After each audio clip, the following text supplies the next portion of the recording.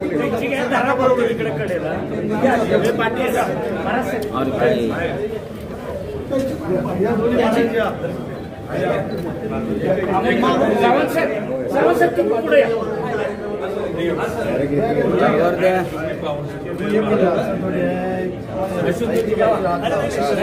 लावा हात तर लावा तुम्ही इतकं आपले की 2 कोटी रुपये. एक मिनिट सगळे उभे राहून एक फोटो घेऊया फक्त या सगळे. आणि सर्व सातारकर उपस्थित साहित्यप्रेमींचं या कार्यक्रमामध्ये मनापासून स्वागत करते. कार्यक्रमाची सुरुवात आपण करतो आहोत महाराष्ट्र गीतानं.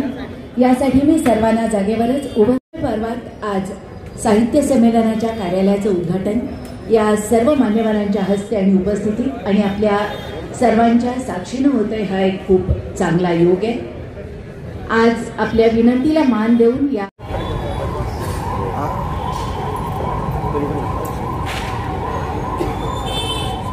यापूर्वी मसापर शाहूपुरी शाखेच्याच एका कार्यक्रमाला व्याख्यानाच्या निमित्तानं डॉक्टर जावडेकर साताऱ्यात आलेले होते.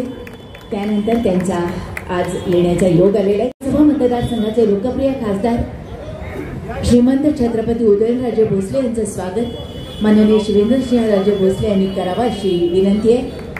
शाल, पुष्पगुच्छ आणि पुस्तक भेट देऊन आपण हे स्वागत करतो आहोत. माननीय खासदार साहेबांचं स्वागत. आपले गोगावले नोकरी, व्यवसाय, समाजसेवा ते राजकारण अशी त्यांची कारकीर्द घडत गेली. सरपंच, जिल्हा परिषद ते विधानसभा आमदार आणि आता फलोत्पादन, रोजगार हमी आणि खार जमीन विकास मंत्रिपदाचा कार्यभार सांभाळणारे माननीय आमदार भरतशेठ गोगावले यांचं स्वागत. आपले माननीय समिती सदस्य माननीय किरणजी साबळे यांनी करावं ही विनंती आहे.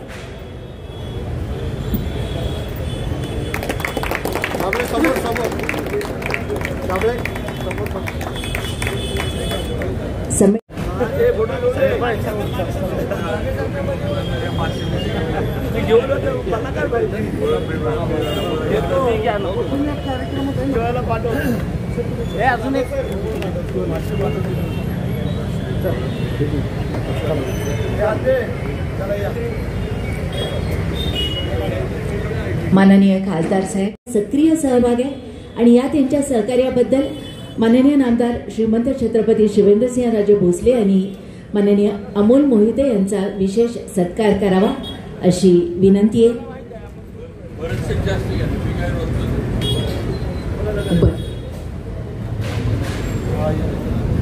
माननीय नामदार भरतशेठ गोगावले यांच्या हस्ते माननीय अमोलजी मोहिते यांचा सत्कार या ठिकाणी केला जातो. हाही एक मोठेपण आहे. मी रोजचाच आहे. आजचे पाहुणे त्यांच्या हस्ते सत्कार. माननीय नामदार भरतशेठ गोगावले यांच्या हस्ते हा सत्कार या ठिकाणी संपन्न होतो. अतिशय छान काम. वैभव डमाळ साहित्यिक डॉक्टर राजेंद्र माने, स्वागत समिती सदस्य किरण साबळे पाटील, संपत जाधव, सौ शमा जोशी, डॉक्टर संदीप श्रोत्री आणि वेगवेगळे मान्यवर ह्या कार्यक्रमासाठी उपस्थित आहेत. मी सगळ्यांचं प्रथमतः स्वागत करतो. तब्बल 32 वर्षानंतर साताऱ्यात अखिल भारतीय मराठी साहित्य संमेलन होतंय आणि पुढे 50 वर्ष सातारा शहरामध्ये हे संमेलन होण्याची शक्यता नाही. त्यामुळे शिवेंद्रराजेंच्या नेतृत्वाखाली हे संमेलन अतिशय दिमागदार आणि देखणं करण्याचा आमचा प्रयत्न आहे. म्हणजे कुठलीही कमतरता महाराष्ट्रातून किंवा देशातून जगातून येणाऱ्या मराठी भाषिकांना इथं जाणवणार नाही अशा प्रकारे आमची भूमिका असणार आहे.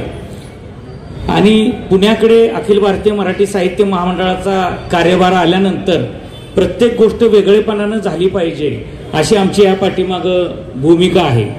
साहित्य संमेलनाचं शिवधनुष्य पेलताना अतिशय वाटचाल कठीण असते. संमेलन घेताना मजा वाटते, पण प्रत्यक्ष काम करताना त्याची किंमत काय आहे हे सुद्धा लक्षात येतं. म्हणजे सतत लोक संमेलन घेणं म्हणजे शिवधनुष्य पेलणं असं का म्हणतात ह्याचा अनुभव मला वारंवार येतोय.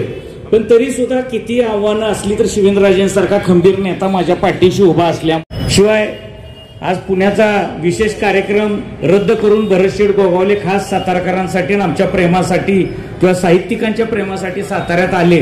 त्यामुळे भरतशेठचं सुद्धा मी मनापासून इथं स्वागत करतो. भरत शेठ सारखे नेते सुद्धा माझ्या पाठीशी कायम महाराष्ट्रात काम करत असताना उभे राहतात आणि ह्या सगळ्या नेते मंडळींमुळे अनेक क्षेत्रांमध्ये काम करण्यामध्ये मला यश मिळालेलं आहे. आज 2 गोष्टींचा आनंद आहे की धनत्रयोदशी आहे. मी 2011 साली जनता सहकारी बँकेमध्ये पॅनल उभं केलं होतं. 8.5 कोटी रुपये तोट्यात ही बँक होती आणि शिवेंद्रराजे त्यावेळेस माझ्या पाठीशी 11ची निवडणूक असेल 16, 23 कुठल्याही निवडणुकीमध्ये शिवेंद्रराजेंनी मला मोठा पाठिंबा दिलेला होता. तर 8.5 कोटी रुपयाचा तोटा भरून काढून जनता बँक आता पुण्याच्या दिशेनं निघालेली आहे.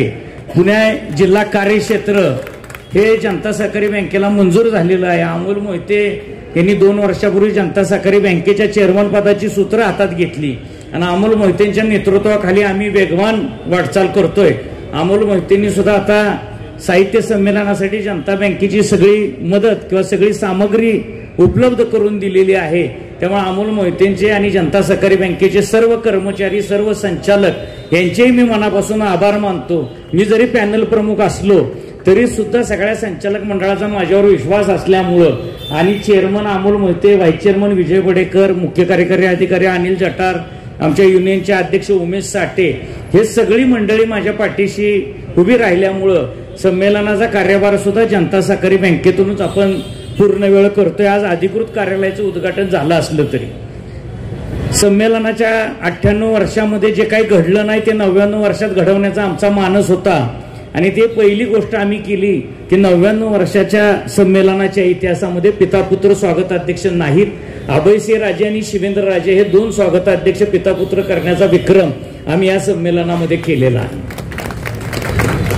दुसरी गोष्ट आम्ही केली की विश्वास पाटलांसारखा एक साहित्यिक दृष्टी असलेला किंवा ऐतिहासिक गोष्टी जगासमोर वेगवेगळ्या पद्धतीनं पुराव्यानिशी मांडण्याचा प्रयत्न करणारा एक खमक्या अध्यक्ष विश्वास पाटलांच्या रूपानं आपण दिला.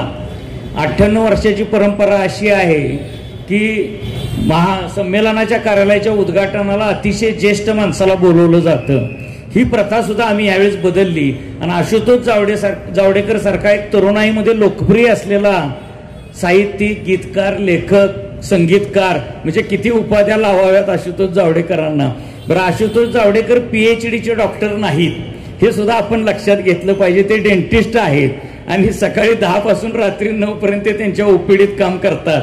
शिवाय लेखकांच्या मुलाखती घेतात, आवश्यकता भासली तर संगीत देतात, संगीतकारांवर लिहितात. म्हणजे आशुतोष जावडेकर किती क्षेत्रात काम करतात. आशुतोष जावडेकरांकडे बघितलं की आम्हाला सुद्धा त्यांचा हेवा वाटतो. आशुतोष जावडेकरांची ही वेगळी ओळख आहे आणि ते प्रकाश जावडेकरांचे चिरंजीवीत ही वेगळी ओळख आहे त्यांची. म्हणजे या 2 वेगळ्या वेगळ्या ओळखी त्यांनी स्वतंत्रपणे निर्माण केलेल्या आहे. म्हणजे मोठ्या वटवृक्षाखाली दुसरं झाड मोठं होत नाही असं म्हणतात. त्यांनी वेगळ्या क्षेत्रामध्ये आपली वाटचाल केलेली आहे. म्हणजे राजकारणात का ते गेले नाहीत हा प्रश्न मी कधी विचारला नाही त्यांना, कारण आता महाराष्ट्र साहित्य परिषदेत सुद्धा आम्ही बरोबर काम करतोय. पण आशुतोष जावडेकरांचं साहित्य क्षेत्रात जे काम आहे ते अतिशय अतुलनीय असं आहे आणि आम्हाला अभिमान वाटतो की आशुतोष जावडेकर सारखा लेखक ह्या उद्घाटनाच्या कार्यक्रमाला आम्हाला लाभला.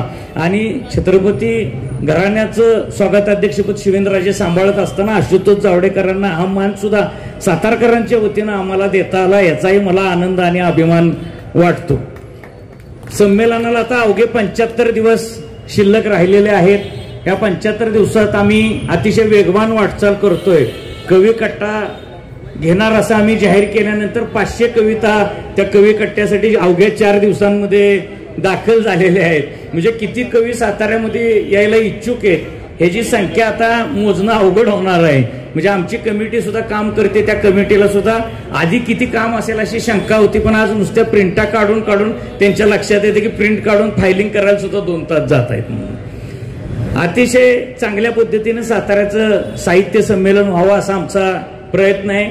साताऱ्याच्या साहित्य संमेलनाला अमोल पालेकर येणार आहेत, गिरीश कुबेर येणार आहेत, शाहू पाटोळेंसारखा दलित खाद्य संस्कृतीवर जो देशभर लेखक गाजतोय शाहू पाटोळेंना सुद्धा आम्ही निमंत्रण दिलेलं आहे. अनेक मान्यवर संमेलनाला कसे येतील आणि संमेलन अधिक चांगलं कसं होईल, अधिक दर्जेदार कसं होईल, साहित्य मूल्य असलेलं कसं होईल, असा सर्व प्रकारचा आमचा प्रयत्न आहे. आणि 100% मी खात्री देतो की 98 वर्षात जे उत्कृष्ट साहित्य संमेलन झालं नाही असं साताऱ्याचं साहित्य संमेलन होईल. आणि शिवेंद्रराजे माझ्या पाठीशी असल्यामुळे आमच्या सगळ्या स्वागत समितीच्या कार्यकारी मंडळाच्या महाराष्ट्र साहित्य परिषद शाहूपुरी शाखा असेल, मावळा फाउंडेशन असेल आणि जनता सहकारी बँक आणि आमच्या सगळ्या परिवाराच्या मागं शिवेंद्रराजे कायमपणे उभे आहेत. शिवेंद्रराजेंसारखा नेता आमच्या पाठीशी असल्यामुळंच जनता बँकेची वाटचाल असेल किंवा आज साहित्य संमेलन घेण्याचा निर्णय असेल, असे धडाकेबाज निर्णय आम्हाला घेता आले. म्हणजे लोकांना प्रश्न पडतो की विनोद कुलकर्णीची शक्ती किती, निर्णय किती घेतो.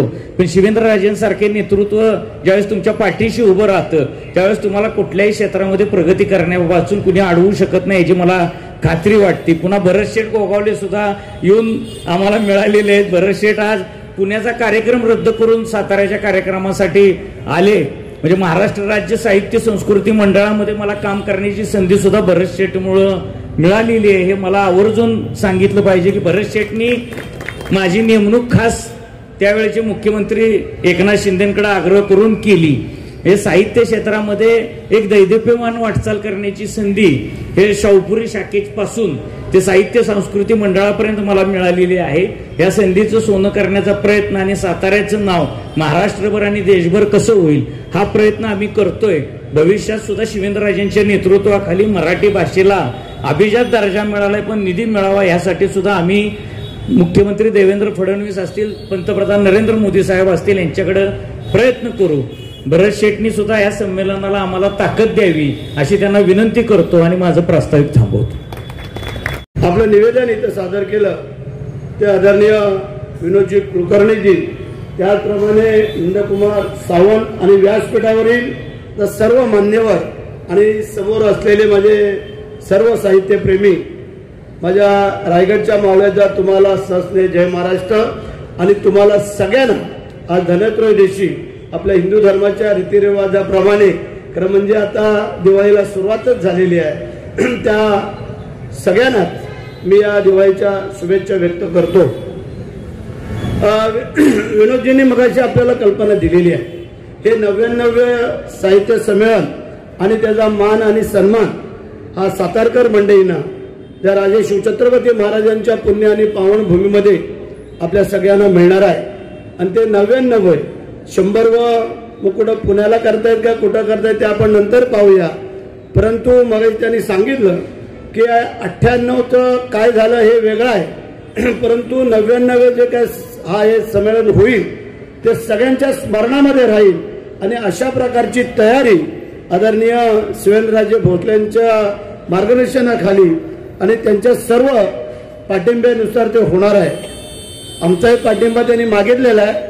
नेहमीच रायगडचा पाठिंबा सगळ्यांनाच मिळत राहिलेला आहे, काळजी करायचं कारण नाही. विनोदजी सगळ्यासहित तुम्ही त्याची चिंता नाही करायची आहे, कारण आम्हालाही एक मेजवानी असते साहित्य संमेलन. कारण आम्ही जेव्हा 1-2 साहित्य संमेलनाला हजर होतो फार समाधान वाटतं की त्यांच्या मिमिक्री, त्यांची बोलणे, त्यांचे चालणं सगळंच, आणि त्या माध्यमातून आपल्या या मराठी दर्जाला जागवण्याचं काम जे आपल्या या माध्यमातून केलं जातं त्यासाठी निश्चितच राजकीय क्षेत्रामध्ये काम करत असताना निवडणुका असतील, इतर काय बाबी असतील, बराचसा खर्च होतो. त्याची टिप्पणी शिवेंद्रराजांना कल्पना आहे. आता ते मोठ्या खात्याचे मोठे मंत्री आहेत, त्यामुळे काय तुम्हाला काळजी करायचं कारण नाही आहे. परंतु आमचं पण तुम्ही मला सांगितलं तुमचं सहकार्य मिळावं. संपूर्ण आमचंच नाही पूर्ण मंत्रिमंडळाचं सहकार्य तुम्हाला मिळाल याची ग्वाही आम्ही आज तुम्हाला देऊ इच्छितो. मग आमचं उद्योग खातं असेल, आम्ही असो, आमचे उपमुख्यमंत्री सगळेच मुख्यमंत्र्यांसहित, त्यामुळे काळजी करायचं कारण नाही आहे. परंतु एकच राजे काफी आहेत आपल्या सगळ्यांना, त्यामुळे त्याची चिंता नाही करायची. त्यांच्या राजांच्या पाठीमागे आम्ही मावळे सगळे तुमच्या सोबत राहू. आणि तुम्हाला जे काय वाटेल, जेव्हा पटेल आणि तुम्हाला वाटेल तेव्हा आम्हाला हाक मारा. परंतु हे अधिवेशन, कारण आम्ही बॉर्डर आहे, राजे आणि आम्ही बॉर्डर, कारण खाली रायगड आणि वर प्रतापगड, आणि त्या या सान्निध्यामध्ये हे संमेलन पार पडणार आहे. त्या संमेलनासाठी निश्चितच आम्ही सर्वच उपस्थित राहूच. कारण 1 जानेवारी ते 4 जानेवारी हा नवीन वर्षाचा पहिला आठवडा आहे. आम्ही 1 जानेवारीला म्हणजे महालक्ष्मीलाच असतो खरं म्हणजे, कारण वर्षातून एकदा महालक्ष्मीला अभिषेक करून तिच्याकडनं मागणं मागतो की की जी लक्ष्मी तुझ्याकडे आहे ती आमच्याकडे बोलत थोडी सोपव, तर आम्हाला गरिबांना देता येते, नाहीतर मग आम्ही कुठलं आणणार. आणि म्हणून करता तो एक आशीर्वाद घेण्यासाठी आम्ही 31 तारखेला शिर्डीला असतो आणि 1 तारखेला महालक्ष्मीला असतो. तिथला महालक्ष्मीचा अभिषेक करून इथे साहित्य संमेलनाला भेट देण्यासाठी आमची उपस्थिती राहील. आणि जे सांगाल त्याचा आमचा विक्रम तुमच्या सोबत आहेच, त्या फक्त निरोप पाठवायचा. आणि राजे तर दर मंगळवारी आमची भेट कॅबिनेटला आमची होत असते एकमेकाची. आता पण त्यांच्या कानात काय मी सांगितल्याच गोष्टी, पण ते आमच्यासाठी, कारण ते खातंच त्यांचं असं आहे की त्यांच्या खात्याशिवाय आम्ही पुढे जाऊ शकत नाही आहे. आणि म्हणून आज जे तुम्ही आम्हाला बोलवलं त्या कार्यालयाच्या उद्घाटनाप्रसंगी, आणि आशुतोषची पण आम्हाला भेट झाली. बाबांना सांग आमचा निरोप, एक रायगडच्या मावळ्यांनी शुभेच्छा तुम्हालाही सांगितलेल्या आहे. मी पुन्हा एकदा आपल्या सगळ्यांना मनापासून धन्यवाद देतो. आणि हे साहित्य संमेलन आपण निश्चितच आजच्या चांगल्या प्रकारे यशस्वी पार पाडू. आणि त्याचं कित्येक वर्ष त्याची आठवण केली जाईल की साहित्य संमेलन झालं ते साताऱ्याचं साहित्य संमेलन हे सगळ्या साहित्यिकांच्या लक्षात राहील. अशा प्रकारचं हे साहित्य संमेलन संपन्न करूया. जय हिंद, जय महाराष्ट्र, वंदे मातरम. आज आपल्या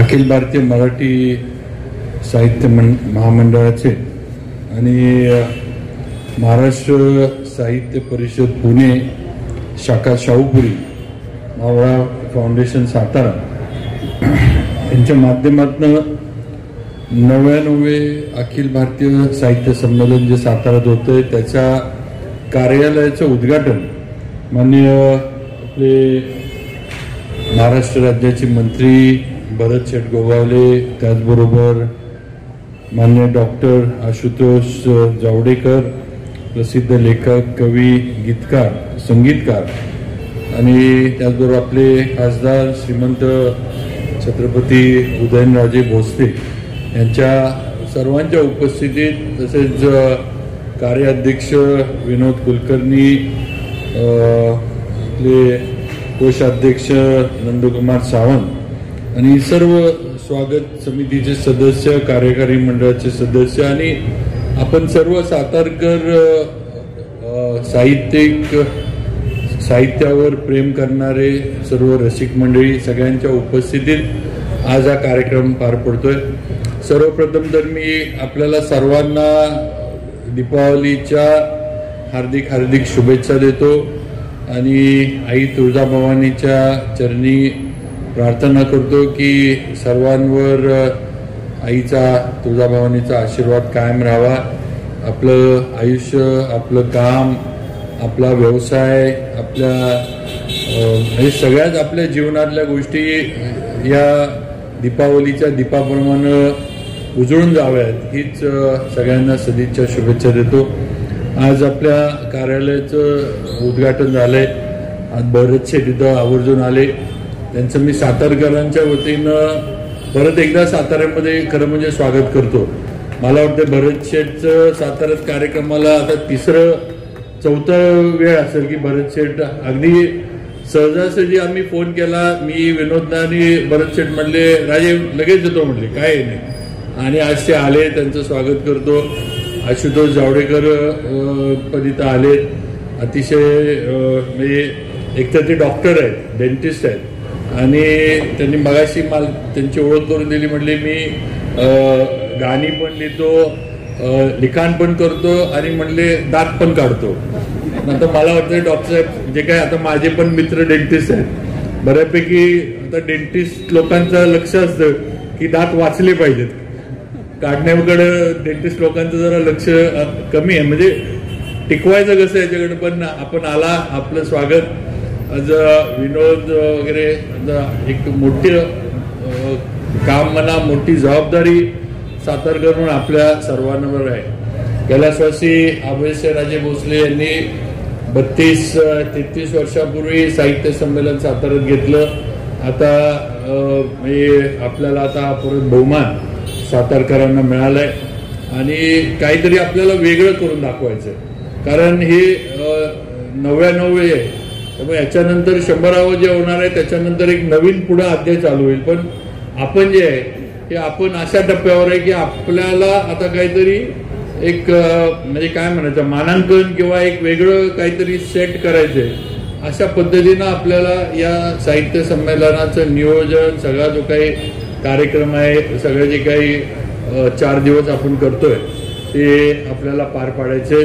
आणि मी मागं पण सांगितलं होतं, आज पण मी आपल्याला सगळ्यांना सांगू इच्छितो की हे साहित्य संमेलन जे आज साताऱ्यात होतंय हे साहित्य संमेलन शिवेंद्रराजेंसाठी किंवा विनोदसाठी किंवा इथल्या आता शिरीष चिटणीस वगैरे आमच्यासाठी नाही, किंवा आम्ही काहीतरी याच्यातनं काहीतरी आम्हाला मिळावं, काही राजकीय याच्यातनं मिळवायचंय किंवा विनोदला काय पत्रकारितेच्या याच्यात काही मिळवायचंय किंवा शिरीष चिटणीस किंवा आपण सगळेच आहेत, बेडकेळ सर आहेत, हे त्या उद्देशानं हा कार्यक्रम नाही आहे. हे सातारकरांचं साहित्य संमेलन आहे, जिल्हावासियांचं साहित्य संमेलन आहे आणि सगळ्यांनी याच्यात आपला सहभाग दिला पाहिजे, सगळ्यांनी आपलं योगदान दिलं पाहिजे. ज्याला ज्या याच्यामध्ये काम करण्याची इच्छा आहे, ज्या पद्धतीनं मदत करण्याची इच्छा आहे त्या पद्धतीनं सर्व सातारकरांनी, वयोवृद्ध असतील, तरुण असतील, महिला असतील, मुली असतील, सगळ्यांनी याच्यामध्ये खरं म्हणजे सहभाग द्यावा ही माझी आपल्या ह्या साहित्य संमेलनाचं स्वागत अध्यक्ष म्हणून परत एकदा विनंती आहे. म्हणजे नुसतं आर्थिकच नाही, आर्थिक तर बाजू आहेच महत्वाची, पण आर्थिक बाजू नक्कीच आपण पार पाडू किंवा ती सांभाळू, पण बाकीचं पण जे आहे ह्या याच्यामध्ये बऱ्याचशा काही गोष्टी आपल्याला करणं गरजेचं आहे. नवीन नवीन आयडिया, नवीन पिढीच्या, नवीन मुलामुलींच्या नवीन आयडियाज असतात, त्या आपल्याला जर आपल्या याच्यामध्ये आणता आल्या तर त्या दृष्टीनं सगळ्यांनी या साहित्य संमेलनामध्ये योगदान द्यावं. सातारचं नाव मराठी साहित्य परिषद आणि या साहित्य संमेलनाच्या क्षेत्रात हे आपलं पुढचे 100 वर्ष काढलं पाहिजे, किंवा साताऱ्यात झालेलं साहित्य संमेलन अतिशय नीटनेटकं, सुंदर आणि काहीतरी वेगळे पण दाखवणारं साहित्य संमेलन होतं. हे आपल्याला सगळ्यांना करून दाखवायचंय आणि आपण करायचंय. हे मी एकटा किंवा विनोद किंवा स्टेजवर किंवा अमोल वगैरे आमचं नाही, आम्ही फक्त आता हे कुणीतरी ते मराठी साहित्य परिषदमध्ये जावा, काहीतरी करा, तिथं ते मागणी करा वगैरे ह्याच्यासाठी आम्ही सगळेजण होतो.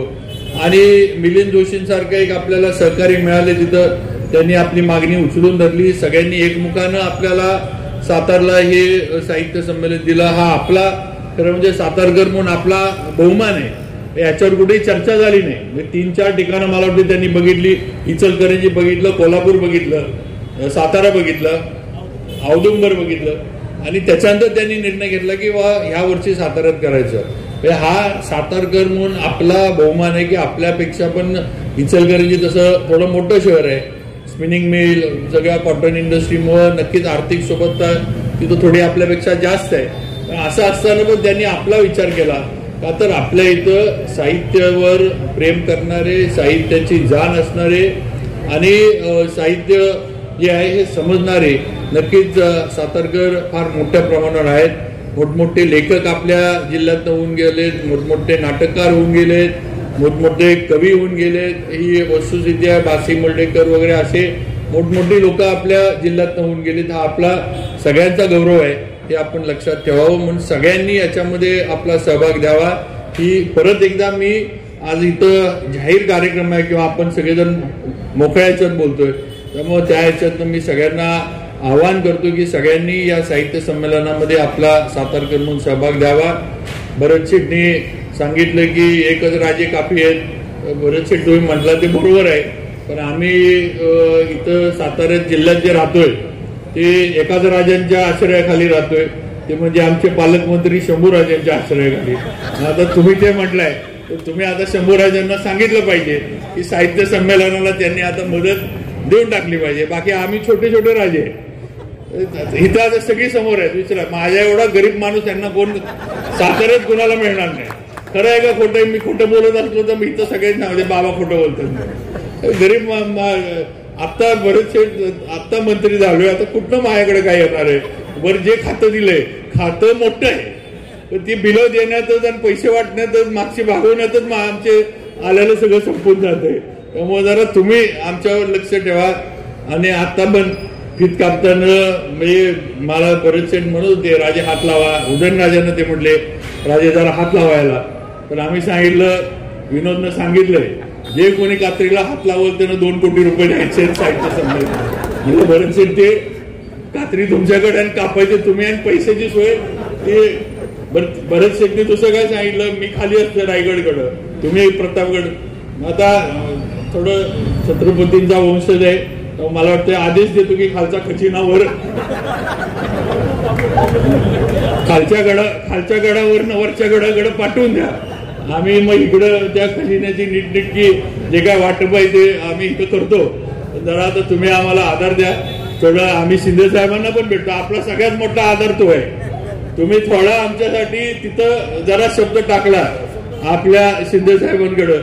आता 2 दिवस इकडं जिल्ह्याच्या दौऱ्यावर होते, ते गावी होते, पण आम्हाला काय भेटता आलं नाही. पण आपण थोडा तिथं जरी शब्द एकनाथ शिंदे साहेबांकडे जरी टाकला, आम्ही जाऊ, मी विनोद आपल्याला घेऊन जातो, आपण आम्हाला आमच्याबरोबर चला आणि तिथनं पण मदत होईल. बाकी आपण सगळे तयारी तर करतोय. आव्हान मोठं आहे, ही वस्तुस्थिती आहे. विनोदनं सांगितलं सगळं की 74 दिवस राहिलेत वगैरे सगळं. त्यामुळे नक्कीच आमचा प्रयत्न चाललाय. आणि जावडेकर सर पण येत आहेत. हे सर विनोदनं माझं नाव आता किती वेळा घेतलं मलाच लक्षात नाही, तर सारखं शिवेंद्र बाबा. पण आता गंमत अशी आहे की हा साताऱ्यातला म्हणजे काय म्हणतो, प्रत्येक शहरात असे पत्रकार जे आहेत असे हे असतात, म्हणजे ज्यांच्या लिखाणावर विश्वास असतो लोकांचा, असे पत्रकार आहेत. त्यातला हा विनोद सगळ्यात टॉपचा पत्रकार आमचा साताऱ्यातला आहे. त्यानं जर उद्या माझी बातमी केली तरी माझं काम झालं एवढं लक्षात ठेवा.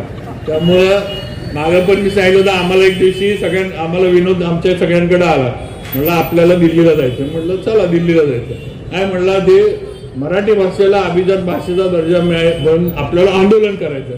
म्हटलं चला, आता तू म्हणतोय आंदोलन करायचं तर आंदोलन करायचं.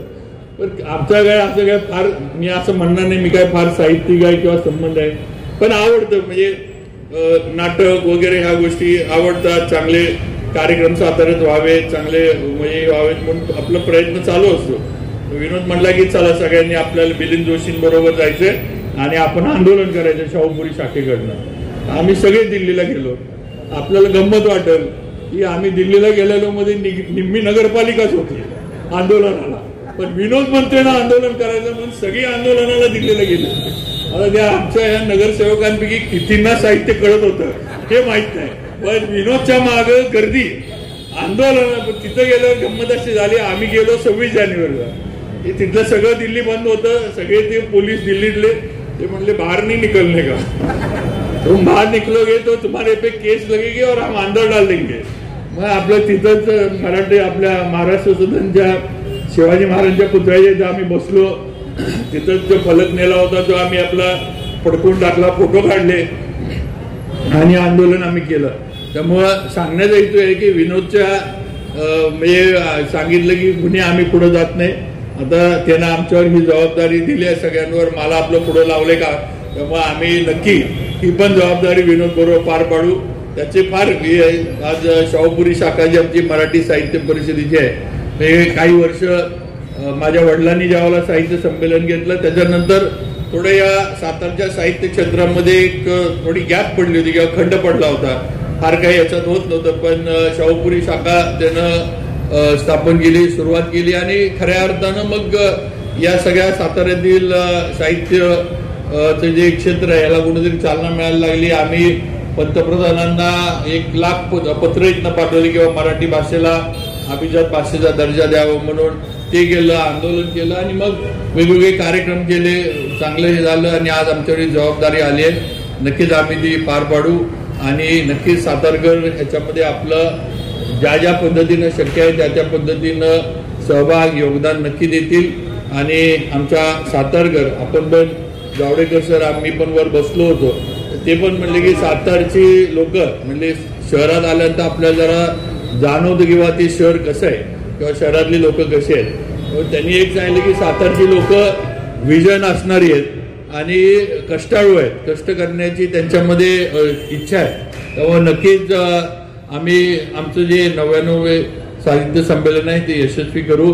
आपल्यासारखे सगळे आमच्या मागे आहेत, भरत शेठ असतील, शंभूराजे, सगळे म्हणजे याच्यातनं कोणी आमचं जिल्ह्यातलं बाजूला नाही, सगळे आमच्या बरोबर आहेत. सगळ्यांची इच्छा आहे की हा फार चांगला कार्यक्रम किंवा चांगलं हे साहित्य संमेलन व्हावं आणि ते आम्ही पार पाडू. आपण आला, भरत शेठ आले, मान्य जावडेकर सर इथं आले, आपलं आभार मानतो. त्यावेळेला खरवजे सर आमचं हे निवेदन आणि त्यावेळेला विभाग पण प्रकाश जावडेकर साहेबांकडेच होता. ज्यावेळेला आम्ही दिल्लीला आंदोलनाला गेलो त्यावेळेला सुद्धा हा विभाग प्रकाश जावडेकरांकडेच होता. आम्ही संध्याकाळी बंगल्यावर गेलो आणि आम्ही संध्याकाळी साहेबांना पण आमचं निवेदन दिलं होतं आणि तिथनं जी सुरुवात झाली हे पण सांगणं एक आठवण म्हणून गरजेचं असं मला वाटतं.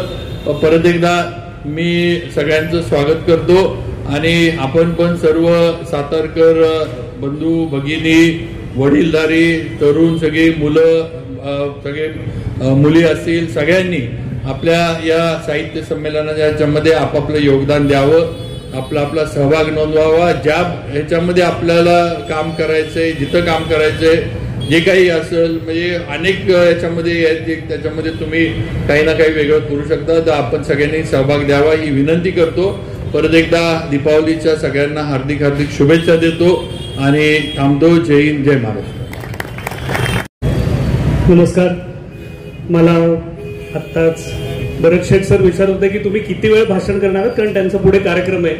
तर मला असं वाटलं त्याचं उत्तर मी सगळ्यांना देतो, कारण तुमचेही सगळ्यांचे आता कार्यक्रम असू शकतील एकंदर. पण मला खात्री आहे की पुण्यात जसं 7:45 वाजले की सगळेच लोक दुचाकी घेऊन निघून जातात, तसं इथे होणार नाही. सातारा हे जास्त सहज मोकळे दाद देणारं शहर आहे. मगासपासून इतक्या तुम्ही उत्कृष्ट पद्धतीने जी दाद देताय, टाळ्या देताय, हास्यविनोद देताय, याच्यातनं दिसतंय पहिल्यांदा. फार चांगलं वाटतंय. आज एक मोठा खरं तर हा एक घाट विनोदजींनी घातलाय इथे संमेलनाचा. आणि कुठलंही साहित्य संमेलन म्हणलं की त्याच्यात पहिले साहित्यिक फटाके वाजायला लागतात खरं तर, वादविवादांचे अनेकदा. तर आज दिवाळीचाच पहिला दिवस आहे, धनत्रयोदशी आहे, आणि त्यांनी इतक्या वर्षांची जी परंपरा होती की एखाद्या खूप ज्येष्ठ वयोवृद्ध सहसा पटकन न चालता येणाऱ्या लेखकाला बोलवायचं आणि उद्घाटन करायचं, तर ती त्यांनी मोडली आज. आणि त्यांनी मला खरं तर मी तरुण लेखकांचा प्रतिनिधी आलोय असं मला वाटतं म्हणून इथे, तर तीही मला त्यांनी संधी दिली. त्यामुळे त्यांनी पहिला एक सुतळी बॉम्बच आधी साहित्यात फोडलाय असं म्हणायला करतं काही हरकत नाही. आणि एक चांगला पायंडा अशासाठी आहे कारण साहित्य संमेलनामध्ये आपल्याला जर तरुण पिढी आणायची असेल तर त्याच्यासाठी तरुण लेखक आधी यायला पाहिजेत तिथे. आणि जर आपल्याला हे संमेलन पुढच्या सगळ्या काळात टिकवायचे असतील तर आपल्याला आज तरुण लागतील. नुसतं ते वृद्धांचं असूच शकत नाही किंवा त्याच्या एक 60च्या पुढच्या माणसांचं. त्याच्यामुळे पहिल्यांदा सगळ्यात आधी विनोद सर तुमचे मनापासून आभार की तुम्ही मला इथे आवर्जून निमंत्रित केलं. हा बहुमान, हा सन्मान, हा गौरव आहे आणि त्याच्याबद्दल मला फार फार मनातनं आनंद होतोय आज इथे. पुन्हा एकदा सांगतो विनोदजींविषयी खरं तर मी तुम्हाला सगळ्यांना काही सांगायला नको, तुम्ही सगळे त्यांना परिचित आहात. ज्यांची मुलगी धैर्या इतक्या लहान वयात एवढी शिखरं सर करते, तिचे हे बाप आहेत, वडील आहेत, एवढी हीच त्यांची खरं तर सगळ्यात मोठी ओळख आहे की त्यामुळे ते वेगवेगळी शिखरं गाठतच असतात. जसं आता शिवेंद्रराजे सरांनी सांगितलं तसं पत्रकारितेचं त्यांचं एक वेगळं शिखर आहे. आणि आता साहित्य संमेलनाचं हे जे 99व्या साहित्य संमेलनाचं शिखर आहे ते अतिशय यशस्वीरित्या ते करतील मला खात्री आहे. आज मी आमचे मिलिंद जोशी सर आहेत, त्यांना इथे अगदी मला चुकल्यासारखं वाटतंय. सरांना उद्या राजस्थानला जायचंय, नाही तर सर येणार होते मला म्हणाले. तर मला असं नेहमी वाटतं की एक निदान 150-200 वर्षांचा इतिहास आहे की जेव्हा इथली साताऱ्याची गादी होती आणि पुण्यातले लोक होते आणि अटकेपर्यंत अख्खं साम्राज्य आणि आपली हवा होती, तर ती आता पुन्हा एकदा युती या एक 99-100 या यांनी जुळून येते. आणि पुन्हा एकदा पुणे साताराचे कनेक्शन आहे जे आपलं ग्रँड हिस्टॉरिकल कनेक्शन आहे ते आता यावेळी साहित्याच्या निमित्ताने खरं तर सगळ्या देशभर जाईल असं मला आवर्जून सांगावं असं वाटतं. देशभर का जाईल हे मी पटकन सांगतो. आता साहित्य अकादमीचा मोठा इंटरनॅशनल लिटफेस्ट होता पटण्यामध्ये आणि माझं तिथे भाषण होतं. अर्थातच विश्वास पाटील सर तिथे होते कारण आपल्या मराठीचे ते कन्व्हेनर आहेत. तर पूर्वी मराठीला साहित्य अकादमीच्या कुठल्याही कार्यक्रमामध्ये कधीही पटकन प्राधान्य मिळायचं नाही. पण आता आपल्याला या सगळ्या विनोदजी आणि सगळ्याच लोकांनी जो संघर्ष करून एकतर अभिजात भाषेचा दर्जा मिळाला आणि विश्वासजी देखील तिथे आहेत, त्यामुळे यावेळेला लक्षणीयरित्या मराठीचं स्थान वाढलेलं मला दिसत होतं, मी बघत होतो. आणि आता 99व्या या साहित्य संमेलनानंतर देशभरात जसं आपण महाराष्ट्रात सगळं मीडिया कव्हरेज येतच, पण देशभरातलं इथे मीडिया कव्हरेज येण्यासाठी विनोदजी आपण प्रयत्न करावेत हे मात्र मी तुम्हाला एक लेखक म्हणून नक्की सांगेन, विनंती करेन. दुसरे आज आता उदयनराजे सर तर गेले, पण मी आणि ते थोडे उशिरा येत असल्याचा हा फायदा झाला की शिवेंद्र सिंग राजे सर आणि माझ्या तिथे चांगल्या गप्पा झाल्या, संवाद झाला, आम्ही वर बसलो होतो आणि मी सर तुमचा फॅन झालो. म्हणजे ज्या पद्धतीने वेगवेगळ्या विषयांवर आम्ही बोलत होतो, मी त्यांना प्रश्न खरं विचारत होतो की इथे कसं आहे तिथे कसं आहे, आणि ज्या नेमकेपणे मोजक्या शब्दात पण अर्थपूर्ण अशा पद्धतीने वेगवेगळ्या विषयांवर ते बोलत होते, असा एक कुशल संघटक यावेळेला 99व्या संमेलनाच्या पाठी आहे. ही फार महत्वाची आणि दुर्मिळ देखील घटना आहे, कारण अनेक फसलेली संमेलनही मी आणि विनोदजींनी पाहिली आहे. कारण शेवटी जो एक मुख्य असतो, नेता असतो, तर तो नुसता ऑर्डर देत नाही, तो सगळ्यांना घेऊन बरोबर जातो. आणि आज आपण इथे बघतोय, त्यांच्या भाषणात नाही आपण बघतोय की काय पद्धतीचं नेतृत्व इथे प्राप्त झालंय. आणि ही एक फारच महत्वाची खरं तर गोष्ट आहे. आज जेव्हा इथे भरत शेठ सर येणार असं कळलं, तेव्हा मला त्यांचा महाडचा उल्लेख आल्यावर फार चांगलं वाटलं. कारण माझे वडील हे जरी जन्म पुण्याचा असला तरी अख्खं त्यांचं बालपण लहानपण हे महाडचं आहे. आणि अजूनही ते स्वतःला अभिमानाने, आता इतके वर्ष खरं दिल्लीकरही होते, पुणेकर होते, मुंबईकरही होते मधल्या जेव्हा इकडच्या राजकारणात होते, तर ते मनाने महाडमध्येच असतात असं आमचं निरीक्षण आहे. त्यामुळे असं मला वाटलं की अरे माझ्या वडिलांच्या गावातली व्यक्ती इथे आहे आणि आपल्या शेजारी बसते. आणि त्यांनी देखील इतकं उत्तम वक्तव्य केलं आणि त्यांनी सगळा मदतीचा अख्खा विनोदजी तुमच्याकडे ऑलरेडी सगळ्या मंत्रिमंडळातर्फे विनोद सरांना आता त्यांनी सांगून टाकले की आपण पाठीमागे होतो. आजच्या या कार्यक्रमाचं, या व्यासपीठाचं, हा जो रस्त्याला कडेला आहे त्याचं मला महत्व सांगू दे. मी मगासपासून बघतोय की इथे सगळा कोलाहल असतो. एखाद्या दुसऱ्या गावात लगेच असं लोकांना वाटेल की अरे हे काय, एखाद्या आतल्या सभास्थळात काही नाही. तर हे मला सूचक आणि महत्वाचं वाटतं आणि म्हणून मला सांगायचंय. अनेकदा साहित्य संमेलनं ही मुठभर काही लोकांसाठी कुठेतरी आत एअर कंडिशन हॉलमध्ये आणि त्यांच्या फोटो आणि याच्यासाठी केली जाणारी अशी असताना, अशी परंपरा असताना, मुळात संमेलन, साहित्य संमेलन हे सगळ्या जनसामान्यांसाठी, त्यांना वाचनाची आवड तयार व्हावी, त्यांना काय साहित्य आहे, काहीतरी चांगले विचार जगताना त्यांच्या बरोबर असावे. रोजचं जगणं तर सगळ्यांचं अवघडच असतं अनेकदा. आणि तुम्हाला श्रीमंत असू दे नाही तर गरीब असू दे, कुठला काय, प्रत्येकाला एक स्वतःची विवंचना असते. साहित्य अनेकदा त्यातनं मार्ग देतं, धीर देतं जगताना. आणि साहित्य संमेलनातनं तो धीर, ते आश्वासन सगळ्या जनतेला मिळावं, हा खरं मूळ त्याचा हेतू होता. आता काळाच्या याच्यात काही अपवाद वगळता त्यातनं साहित्यही नाहीसं झालं आणि संमेलनही नाहीसं झालं. आपल्या भारतीय माणसाला संमेलनांची मूळ आवड आहे. आपल्याला एकटा एकटा, मी युरोपात नेहमी फिरतो, त्या स्वित्झर्लंडच्या लेकपाशी एखादा माणूस असतो, तो आपला शांत बसलेला असतो. तर मला असं वाटतं की खरंय, लेखक हा असा असू शकतो, लेखकाला एकांत लागतो. पण फक्त एकांतात राहिला तर लेखक होऊ शकत नाही. त्याला लोकांत देखील समजून घ्यायला लागतो, त्याला माणसांमध्ये मिसळायला लागतं, माणसांमध्ये उतरायला लागतं, त्याला माणसाचे प्रश्न समजून घ्यायला लागतात. आणि मग कुठेतरी त्याच्या फक्त तो स्वतःची नाही कहाणी लिहित, तो सगळ्या त्याच्या आसपासच्या समाजाची कहाणी त्याच्या माध्यमातून लिहित असतो.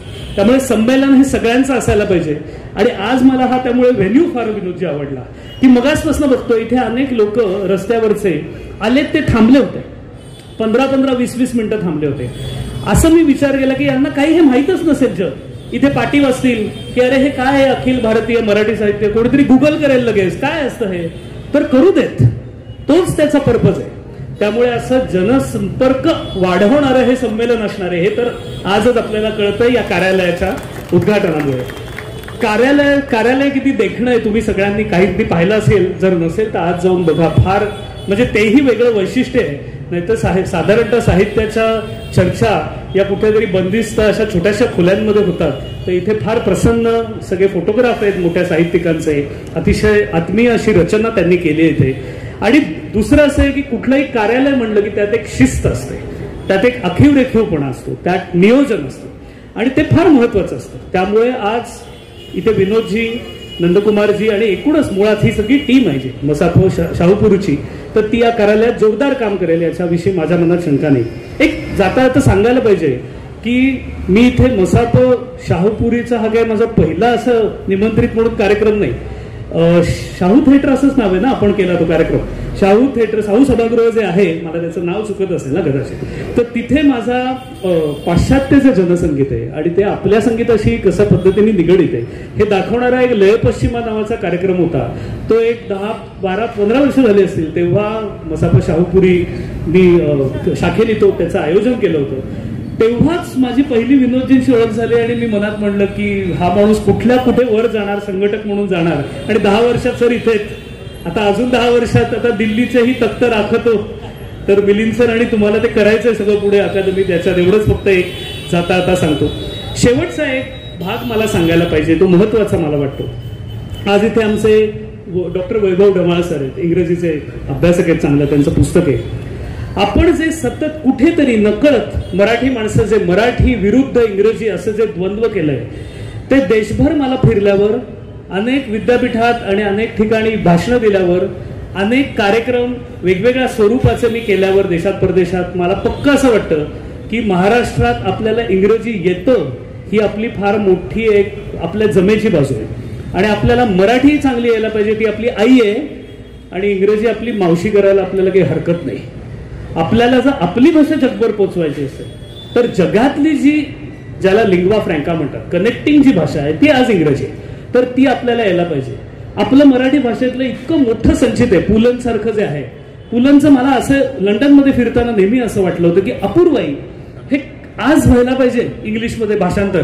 कारण तिथल्याही लोकांना एक 50 वर्षापूर्वीचं लंडन, त्या काळात एक मराठी भाषेचा आलेला लेखक, त्याची पत्नी म्हणजे सुनीताबाई, आणि त्यांचं एक जे होतं ते अतिशय रोचक वाटू शकतं. तर आपल्याला आपली भाषा जर टिकवायची असेल, वाढवायची असेल आणि त्या भाषेचं महत्व जर जगाला पटवायचं असेल तर आपल्याला इंग्रजी देखील चांगली यायला लागेल. आणि त्याचं कुठलाच एक सांगू का, जो माणूस भाषेवर प्रेम करतो ना कुठलाही, तर तो दुसऱ्या भाषेचा दुस्वास नाही करू शकत. सगळ्या भाषा या शेवटी आया बहिणीच असतात, भगिनीच असतात. त्यामुळे तो एक महत्वाचा भाग आहे की या निमित्ताने 99व्या संमेलनाच्या निमित्ताने आपण आपला हा जो मराठी भाषेच्या संमेलनाचा ब्रँड आहे हा जगभरातल्या लिटफेस्ट मध्ये कसा जाईल, त्यांच्याशी आपण कसा कनेक्ट करताय हे आवर्जून बघावं. इथली तुमची सगळी टीम त्याला सक्षम आहे असं मला वाटतं.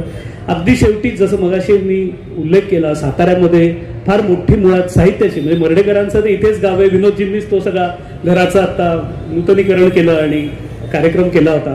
तर अतिशय मी मगाशी जे सरांनी भाषणात, शिवेंद्रराजे सरांनी उल्लेख केला तो पुन्हा सांगतो की मला देशभर एक फिरल्यावर, प्रत्येक गावात गेल्यावर एक वैशिष्ट्य जे कळतं, तर मला नेहमी असं वाटतं की साताऱ्यामध्ये एवढं पोटेन्शियल आहे आणि साताऱ्यामध्ये फार मोठी रसिकता आहे.